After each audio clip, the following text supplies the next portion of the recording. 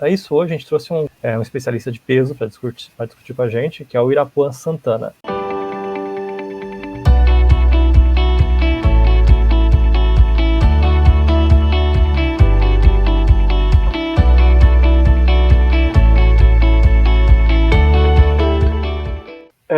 Isso acho que tem um pouco a ver com uma entrevista que você deu para o Livres, que eu vi você comentando sobre o movimento negro no Brasil não ter tanto protagonismo quanto, sei lá, nos Estados Unidos, né? Que aqui, por exemplo, acho que a luta de cotas que você falava lá foi associada ao PT mais do que ao próprio movimento negro, né? E isso tem a ver com uma pergunta que eu tinha pensado em fazer, é sobre essa diferença daqui para os Estados Unidos e o protagonismo, né? Que lá a gente tem lideranças que são conhecidas mundialmente, tipo o Malcolm X, o Martin Luther King, a Angela Davis, a Rosa Parks. E aqui no Brasil, eu praticamente nunca estudei quase nada no colégio e fora eu vi poucas coisas também. Você acha que essa é uma das grandes diferenças que também prejudicam o movimento negro aqui no Brasil? Cara, eu acho que assim, aí a gente tem que ir para a história, né? Eu acho que você poder falar para outra pessoa que você não gosta dela porque ela é negra, eu acho que isso fez uma diferença absurda dentro da forma como se estrutura a sociedade brasileira e a sociedade americana. Nos Estados Unidos, você não precisa dar tapinha nas costas dos outros e falar que está tudo ok. Você pode falar, não vou me relacionar com você porque você é negro. Você tinha as leis segregacionistas, né, em que não ficava na mesma vizinhança, você tinha que ficar em espaços determinados para negros e para brancos, banheiros para negros e para brancos, escolas para negros e para brancos. Enfim, tinha todo um aparato estatal oficial para fazer. E aí, como era tão escancarado, eu acho que as pessoas negras acabaram, mesmo querendo, mesmo sem querer, ficando unidas. E a partir daí você tem um inimigo comum, que é o Estado, trazendo esse tipo de coisa. E aí você teve, primeiro, a guerra, né? E depois, que foi pela independência. E depois você teve os movimentos de direitos civis da década de 60. Então, eu acho que, assim, você teve lá um movimento de crescimento dessa identidade racial muito forte por conta dessa questão que a gente está falando aqui, que é o racismo oficial, né? Esse racismo estatal que ficava segregando e tudo. Eu acho que isso teve uma parte importante para a gente ter lideranças do movimento negro americano. E a partir daí você ter essas lideranças e você ter espelhos, né? Ter referências. Eu acho que isso foi de suma importância. Aqui no Brasil, eu acho que é diferente porque isso acabava sendo tratado como um tabu, né? Rui Barbosa queimou os documentos da escravidão que estavam no Arquivo Nacional do Rio de Janeiro para acabar com essa mancha que tinha na nossa história.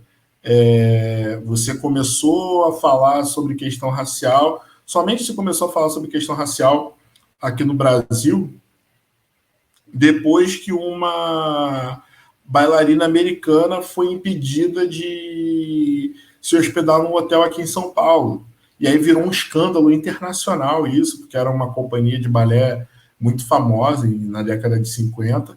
E aí eles rapidinho criaram a Lei Afonso Arinos, que não era crime, era uma infração penal, né, de menor potencial, igual o jogo do bicho, né? E, enfim, foi quando se falou sobre isso.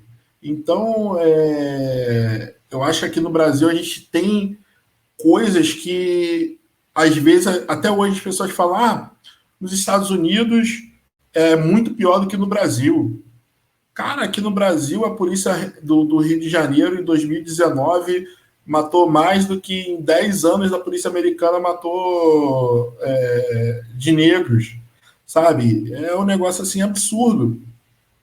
E aí você fala que não tem um racismo oficial, é uma coisa muito complicada, né? Aqui no Brasil a gente tem uma coisa que não precisou o Estado falar, olha, vamos segregar, vamos criar políticas específicas segregacionistas.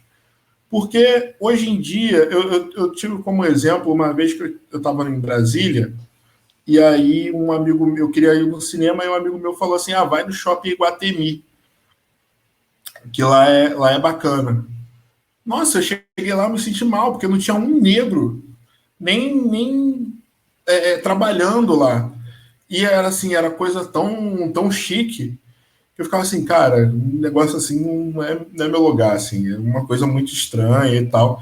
E isso acontece efetivamente. Tem lugares que são tão elitizados, são construídos de uma maneira tão elitizada, que o negro sequer entra.